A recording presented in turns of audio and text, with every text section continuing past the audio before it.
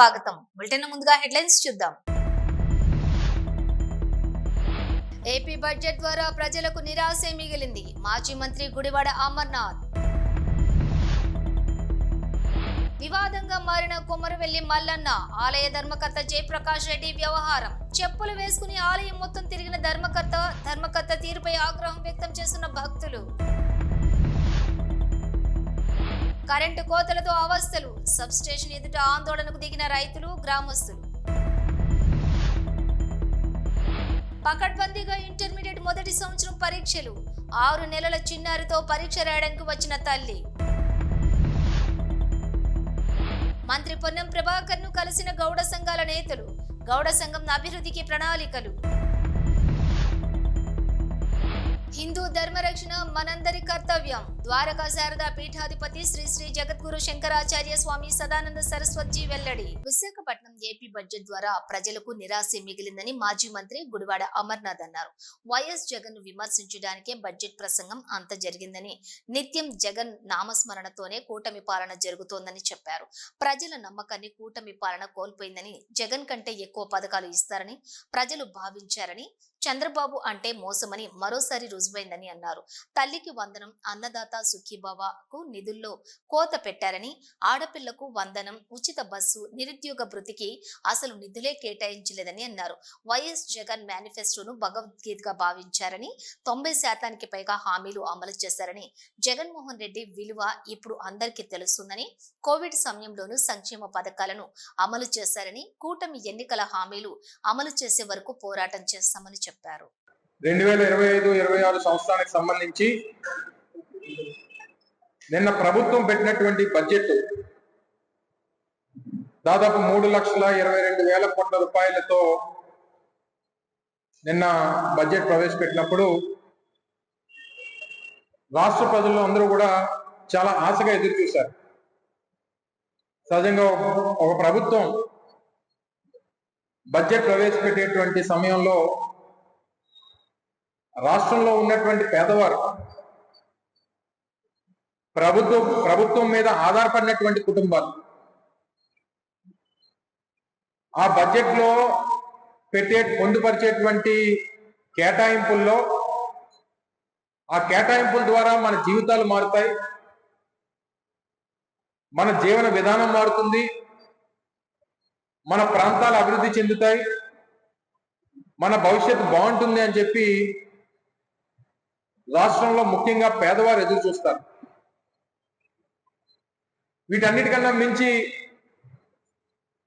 Budget పెట్టేటువంటి ప్రభుత్వం ఆ ఎన్నికల్లో ఇచ్చినటువంటి హామీలు ఏ రకంగా నిలబెట్టుకుంటున్నారు, ఇచ్చినటువంటి హామీలు నిలబెట్టుకున్నటువంటి క్రమంలో మన భవిష్యత్తు బాగుంటుంది అని చెప్పి ఎదురు చూసినటువంటి రాష్ట్ర ప్రజలకి పూర్తిగా నిరాశ ఎదురైంది అనేటువంటి విషయంలో ఏ రకమైనటువంటి సందేహం లేదు. ఆద్యాంతం బడ్జెట్ ప్రసంగంలో మాట్లాడినటువంటి అన్ని అంశాలని మనం ఒకసారి పరిశీలిస్తే అధికారంలోకి వచ్చినటువంటి 9 మాసాలు పూర్తయిపోయి దగ్గర సంవత్సరం పూర్తవుతున్నటువంటి సందర్భంలో ఇప్పటికీ కూడా బడ్జెట్ ప్రసంగం ఆద్యాంతం కూడా జగన్మోహన్ రెడ్డి గారిని విమర్శించడానికి, గత ప్రభుత్వాన్ని తప్పుపట్టడానికి, ఇప్పుడు అధికారంలో ఉన్నటువంటి చంద్రబాబు నాయుడు గారిని, వారి కొడుకుని పొగడడానికి బడ్జెట్ ప్రసంగం అంతా కూడా కనబడింది తప్ప ఈ రాష్ట్రంలో ఉన్నటువంటి పేదవాడి తాలూకా జీవన విధానాన్ని మార్చడానికి ఎక్కడ కూడా ఆ ఉద్దేశంతో ప్రభుత్వం ఎక్కడ కూడా బడ్జెట్ ని పొందుపరచలేదు అనేటువంటిది ఈరోజు వైఎస్ఆర్ కాంగ్రెస్ పార్టీ కానీ రాష్ట్రంలో పేదవాడు కానీ భావిస్తా ఉన్నాడనేటువంటి విషయాన్ని సందర్భంగా తెలియజేస్తా ఉన్నాం. నిత్యం జగన్నామ స్మరణం. మీరు అధికారంలోకి వచ్చారు, సంవత్సరం పూర్తయిపోతా ఉంది, ఇప్పటికే ఒక బడ్జెట్ ని ప్రవేశపెట్టారు, రెండోసారి పూర్తి స్థాయి బడ్జెట్ ని ప్రవేశపెట్టారు. మా అయితే ఇంకో 3 సార్లు మీరు ఈ ప్రభుత్వంలో మీరు మరో 3 సార్లు బడ్జెట్ ప్రవేశపెట్టగలరు. ఇప్పటికీ కూడా ఇంకా జగన్మోహన్ రెడ్డి గారి మీద పడేయడం తప్ప గత ప్రభుత్వం చేసినటువంటి కార్యక్రమాలు, అప్పుడు ఇచ్చినటువంటి సంక్షేమ పథకాలు సరే మీరు ఎలాగా ఇవ్వలేరు, మీ చేత కాదు. మీరు కేవలం ప్రజల తాలూకు ఆశల్ని, వారి నమ్మకాన్ని, వారు ఏదైతే ఈ ప్రభుత్వం వస్తే జగన్మోహన్ రెడ్డి గారి కన్నా మేలైనటువంటి పథకాలు ఇస్తారు, జగన్మోహన్ రెడ్డి గారు ఇచ్చినటువంటి సంక్షేమ కార్యక్రమాల కన్నా మెరుగ్గా ఇస్తారు, ఇంకా ఎక్కువ ఇస్తారు, 2 3 ఎక్కువ ఇస్తారు అని చెప్పి పాపం ఆశపడి ప్రజలు ఓట్లేస్తే వివాదంగా మారిన కొమరవెల్లి మల్లన్న ఆలయ ధర్మకర్త జయప్రకాష్ రెడ్డి వ్యవహారం. మహాశివరాత్రి రోజు మల్లన్న కళ్యాణం జరిపిన ప్రాంగణంలో బండరితో పెద్దపట్నం వేశారు. అయితే భక్తులైతే చెప్పులు వేసుకుని ఆలయం మొత్తం తిరిగి పెద్దపట్నం బండారిని తొక్కిన ఆలయ ధర్మకర్త. దీంతో ధర్మకర్త తీరుపై ఆగ్రహం వ్యక్తం చేస్తున్నటువంటి భక్తుల మనోభావాలను దెబ్బతీసిన ధర్మకర్త జయప్రకాష్ రెడ్డిపై చర్యలు తీసుకోవాలని భక్తులు డిమాండ్ చేశారు.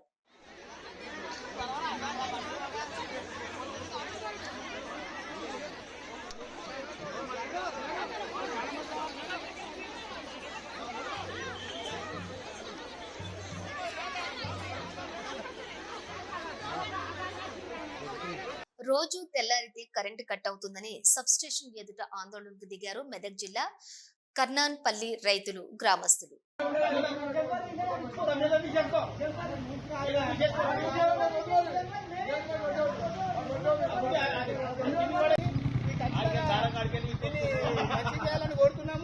ఇప్పటిదాకా సబ్స్టేషన్ పోయినాము, ఎవరు సహకరిస్తున్నారు, ఏ చెప్పినాం, టీ చెప్పినాం, అందరు చెప్పినాము.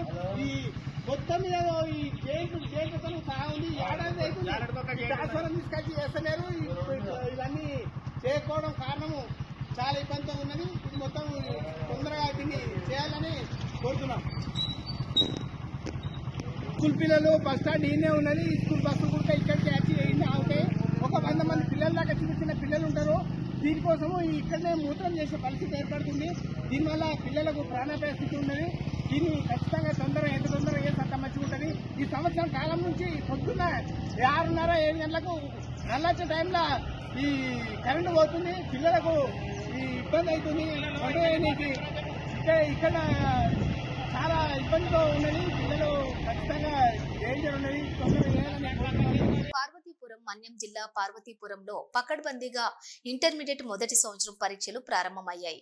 6 నెలల చిన్నారితోటి పరీక్ష రాయడానికి వచ్చిన తల్లి, పరీక్షలు సజీవంగా సాగడానికి అన్ని ఏర్పాట్లు చేసిన అధికారులు.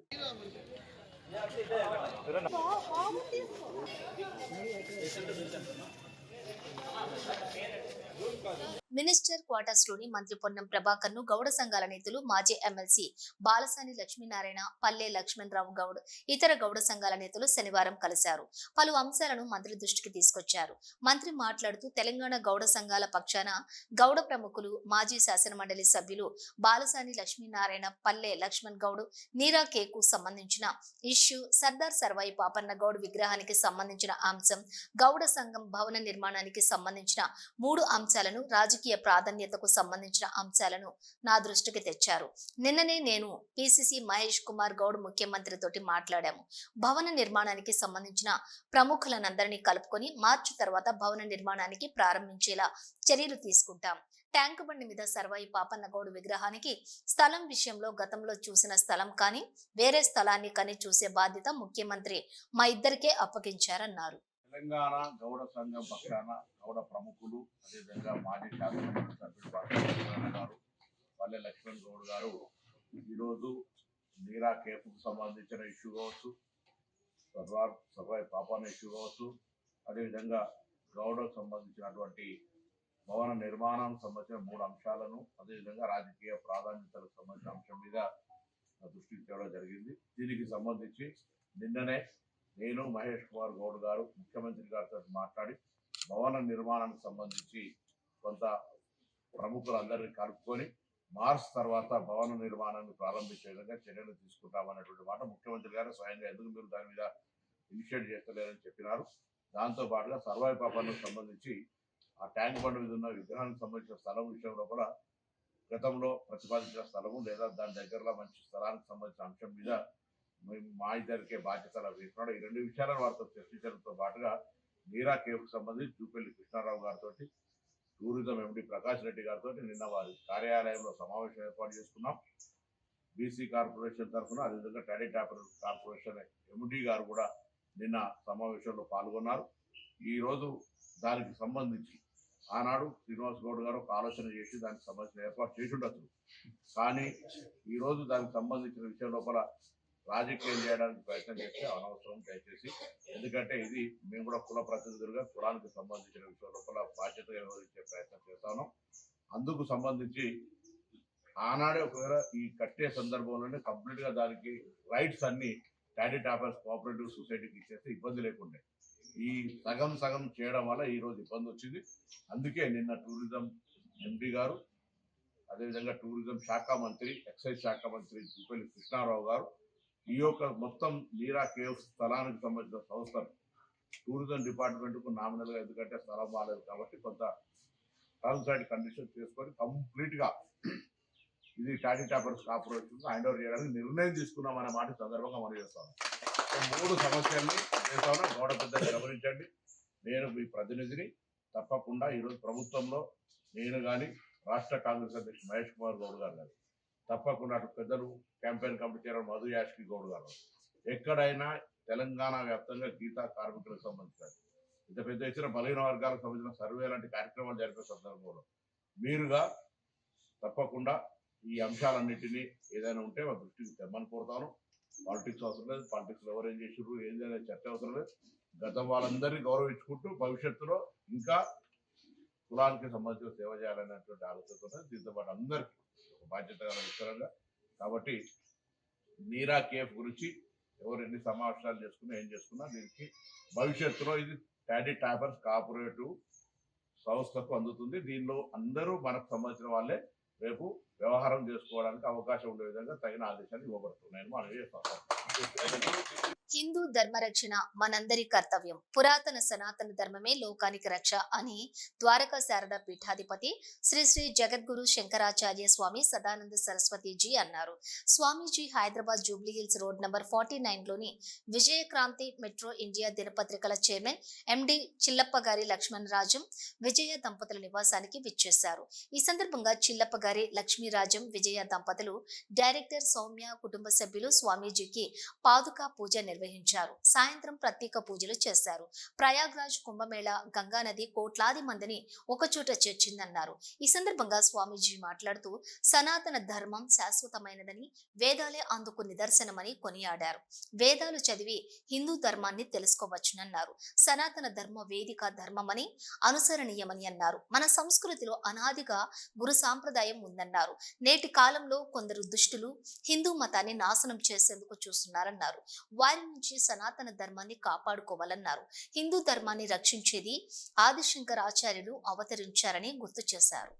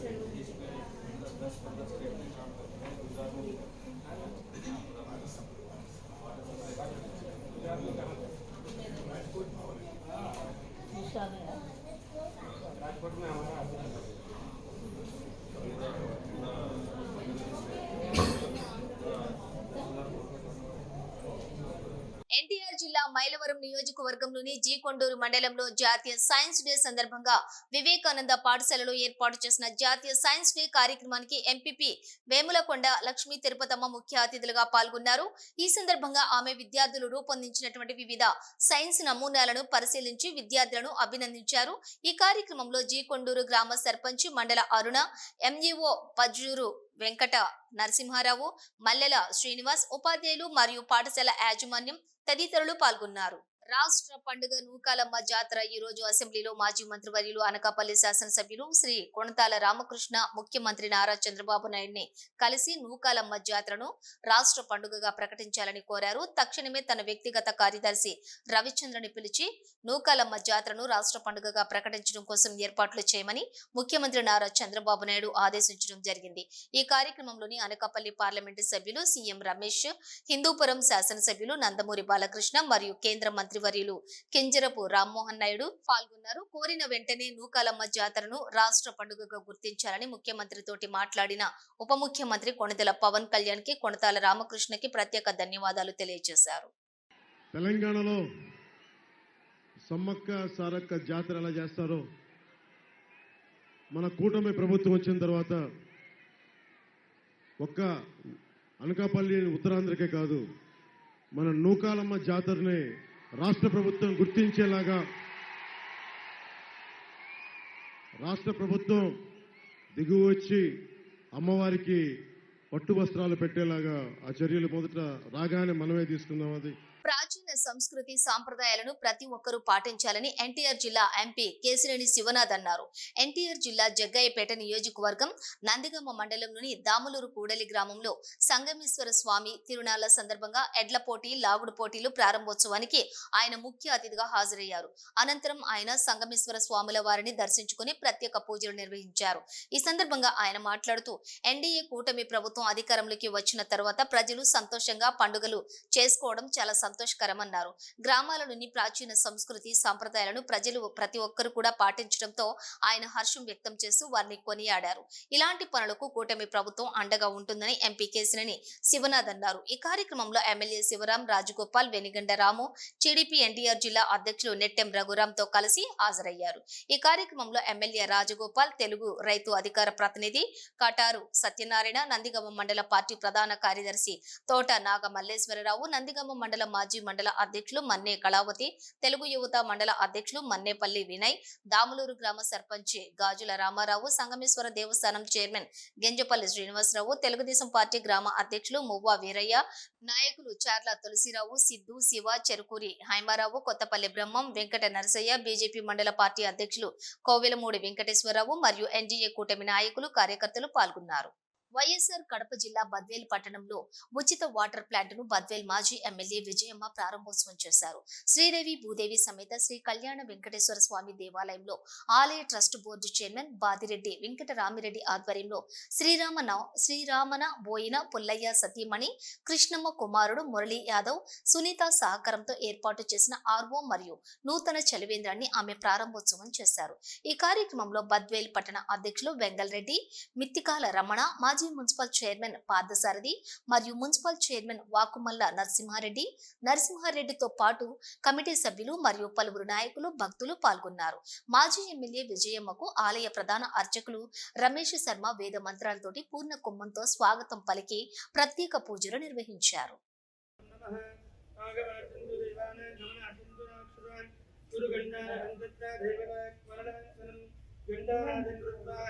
సద్వనందిక భూతాని పంకజ్ఞాం కరణాసన ఆసనాధౌ నమస్కృత్య బ్రహ్మకర్మ సమారవే తుల్యపగిత తావేక దేవి తౌక్షణాదక స్వంజరాణయ మాం దేవి పవిత్రం గురుదాసనం అవదత్తం ఏ భూతా భూమినమస్మితాః ఏ భూతా విఘ్నకర్తార తేన స్కందు శివాజ్ఞయా.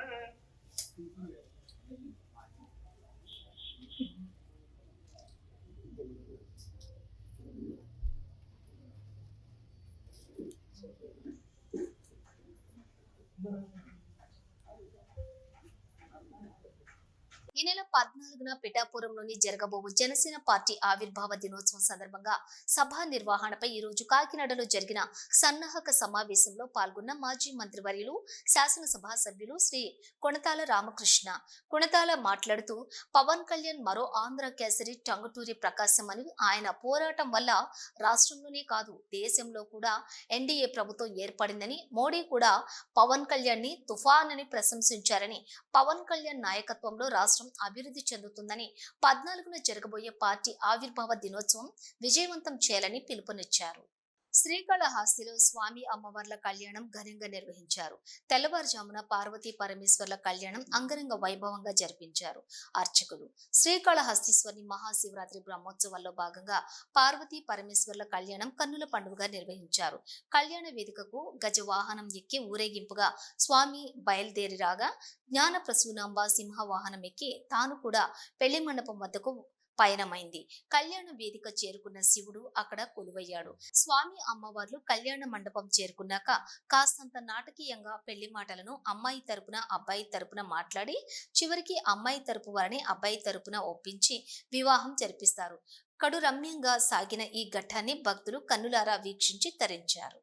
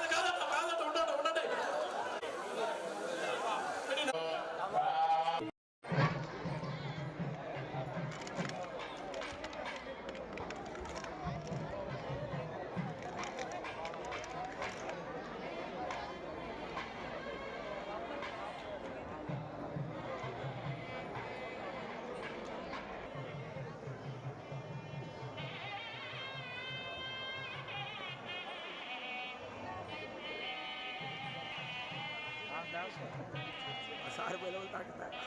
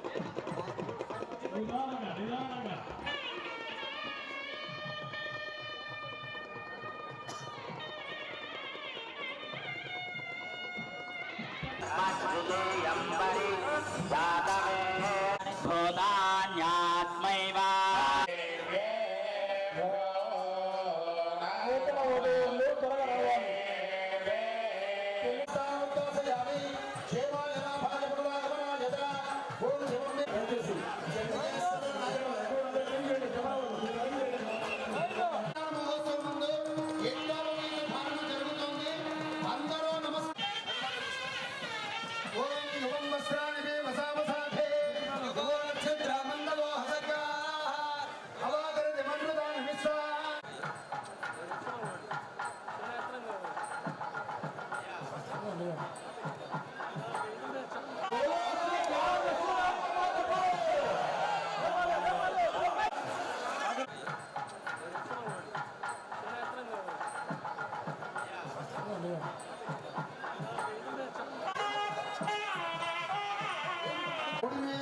కుంకుమ బొట్టు పెట్టండి.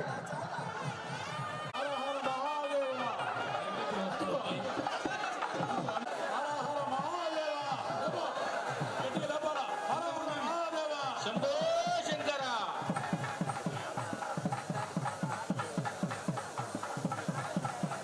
స్వామి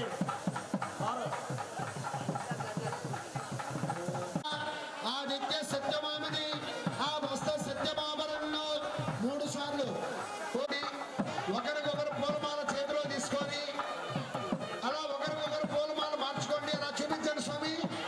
స్వామి పూలమాల భక్తులకు చూపించండి. స్వామి వారికి తాకిచ్చి అమ్మవారు తాకిచ్చి ఇవ్వండి. ఓం పశవో మేక మత్సమృద్ధ్యత యజ్ఞో మేక మత్సమృద్ధ్యత. అలా చూపించండి. యజ్ఞో మేస మొగ మత్సమృద్ధ్యత శ్రియో మేక మత్సమృద్ధ్యత పుష్పమాలికాన్ సమర్పయామి. ఏంటి? తీసుకోండి. మళ్ళా తాకిచ్చి వేయండి. అలాగా 3 సార్లు. పశవో మేక మత్సమృద్ధ్యత యజ్ఞో మేక మత్సమృద్ధ్యత శ్రియో మేక మత్సమృద్ధ్యత అయం ముహూర్త శుభ ముహూర్తో అస్తు సుప్రతిష్ఠితమస్తు శుభలగ్నమస్తు అయం ముహూర్త శుభ ముహూర్తో అస్తు. స్వామి కొద్దిగా గిరినిలయ గిరామయ సర్వ ఏవ సమామేతాని ఏదావన్న వై దేవానాం సమాః.